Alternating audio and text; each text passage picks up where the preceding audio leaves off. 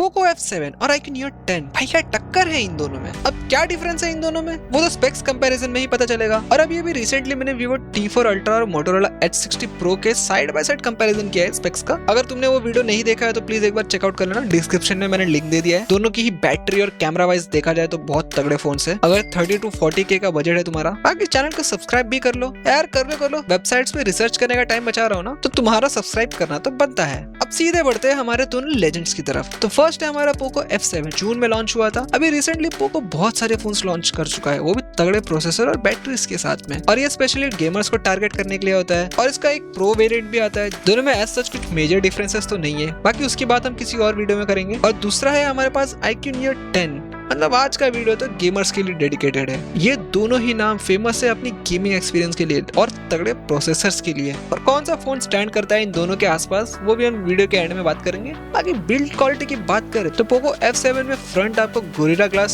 7i का मिलेगा और बैक पैनल भी ग्लास का ही है, बाकी फ्रेम तो एल्यूमिनियम का ही है। और वहीं आपको iQOO Neo 10 में फ्रंट आपको कॉर्निंग गोरिल्ला ग्लास का देखने को मिलता है और बैक और फ्रेम आपको प्लास्टिक का देखने को मिलता है। और अब बात करें दोनों के डायमेंशंस की तो लेंथ वाइज देखा जाए तो पोको F7 यहाँ पे 163.1 mm का देखने को मिलता है और वहीं Neo 10 यहाँ पे 163.72 mm का देखने को मिलता है। और विड्थ वाइज कंपेयर करें तो पोको F7 यहाँ पे 77.93 mm का देखने को मिलता है, वहीं Neo 10 यहाँ पे 75.88 mm का देखने को मिलता है। और मेन बात तो थिकनेस की है भैया, पोको F7 यहाँ पे 7.98 mm का देखने को मिलता है और वहीं iQOO Neo 10 यहाँ पे 8.09 mm का देखने को मिलता है। यानी कि iQOO Neo 10 की थिकनेस थोड़ी सी ज्यादा है। तो देखो यार डायमेंशंस में तो एज सच कोई मेजर डिफरेंसेस नहीं है, हाँ लेकिन यहाँ पे दोनों की वेट में मेजर डिफरेंसेस है। पोको F7 यहाँ पे 222 ग्राम्स का देखने को मिलता है, वहीं iQOO Neo 10 यहाँ पे 206 ग्राम का देखने को मिलता है। मतलब पोको F7 थोड़ा सा हैवी तो है। तो अब बात कर लेते हैं हम दोनों के डिस्प्लेस की। तो यहाँ भी दोनों में एज सच कुछ मेजर डिफरेंसेस नहीं है,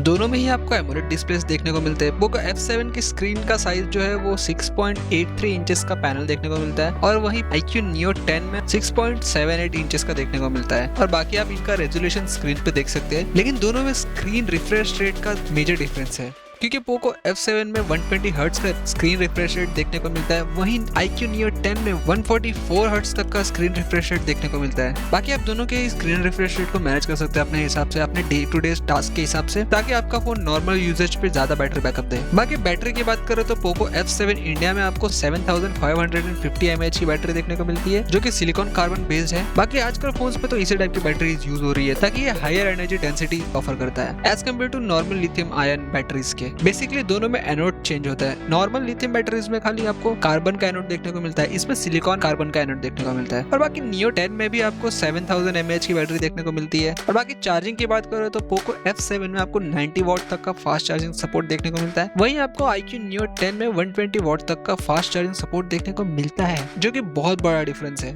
और बाकी फीचर्स ये स्क्रीन पे आप पॉज करके एक बार देख सकते हैं। और मेरे हिसाब से iQOO Neo 10 बहुत जल्दी चार्ज होगा कंपेयर टू पोको F7।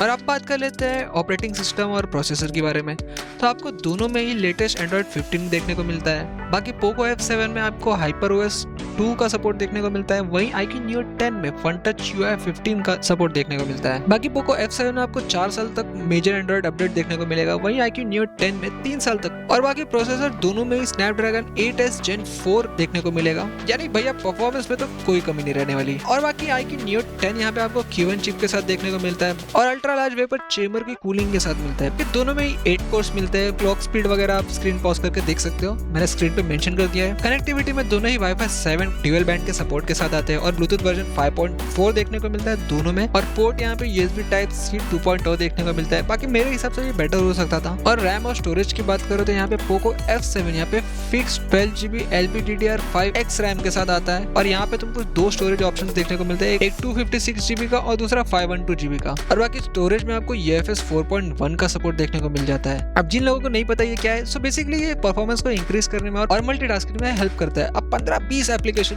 आप ओपन करके बैकग्राउंड में छोड़ दो, कोई लैग देखने को नहीं मिलेगा इसके साथ आपको। और बाकी iQOO Neo 10 में भी आपको LPDDR5X रैम देखने को मिलता है, लेकिन यहाँ पे 3 ऑप्शन देखने को मिलते हैं, 8GB रैम, 12GB रैम और 16GB रैम के साथ देखने को मिलेगा ये आपको। अब यहाँ पे 8GB रैम के साथ आपको 2 स्टोरेज ऑप्शन देखने को मिलते हैं, 128GB और 256GB। और वहीं 12GB रैम के साथ सिर्फ एक ऑप्शन देखने को मिलेगा, वो है 256GB। और बात कर ले 16 GB रैम वाले वेरिएंट के साथ तो यहाँ पे भी आपको 512 GB तक का ही स्टोरेज देखने को मिलेगा। बाकी यहाँ पे भी UFS 4.1 का सपोर्ट मिलता है। अब बात करें कैमरा की तो दोनों में ठीक ठाक कैमरास देखने को मिल जाते हैं क्योंकि ये दोनों फोन परफॉर्मेंस बेस्ड फोन है। दोनों में 50 मेगापिक्सल का मेन कैमरा देखने को मिलता है और 8 मेगापिक्सल का सेकेंडरी अल्ट्रा वाइड कैमरा देखने को मिलता है। और बाकी फोटो और वीडियो दोनों में ठीक ठाक आ जाएंगे, लेकिन वीडियो में यहाँ पे मेजर डिफरेंस है। पोको F7 में आप 4K 60 FPS तक का रिकॉर्ड कर सकते हो और 1080p में यहाँ पे 960 FPS तक का सपोर्ट देखने को मिलता है, जो कि स्लो मोशन में तो अब वो तो लाइव रिव्यू करके पता चलेगा। तो इसी बात पे सब्सक्राइब ठोको यार, ताकि मैं जल्दी आप लोग के लिए इन फोन्स का अनबॉक्सिंग करूं और आपको लाइव रिव्यू दूं। और अब iQOO Neo 10 की बात करें तो यहाँ पे भी 4K 60 FPS तक का सपोर्ट देखने को मिलता है और 1080p पे भी 60 FPS तक का ही सपोर्ट देखने को मिलता है। और बाकी आप कैमरा कंपैरिजन वाले वीडियोस भी देख सकते हो। और अब बात करें फ्रंट कैमरास की तो पोको F7 में आपको 20 मेगापिक्सल का फ्रंट कैमरा देखने को मिलता है और वहीं आपको iQOO Neo 10 में 32 मेगापिक्सल तक का फ्रंट कैमरा देखने को मिलता है। बाकी पोको F7 में AI रिफ्लेक्शन रिमूवल का ऑप्शन आता है और एक्स्ट्रा फीचर्स पोको F7 में आपको मिलता है 3D आइज लूप सिस्टम, जो कि AI टेम्परेचर कंट्रोल होता है। बैक साइड में आपको नियॉन का फ्लेयर लाइटिंग मिलता है और यहाँ पे IP66, 68 और 69 का सपोर्ट देखने को मिलता है। और बाकी AI फीचर्स तो